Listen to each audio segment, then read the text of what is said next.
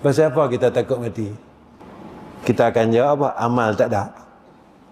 Dah tahu amal tak ada, pasal apa tak buat?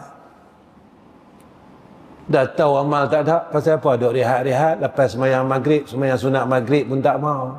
Dah tahu amal tak ada, pasal apa nak derah keluar dari sembahyang isyak, nak derah balik, tak mau sembahyang sunat isyak, tak mau bagi kat Tuhan.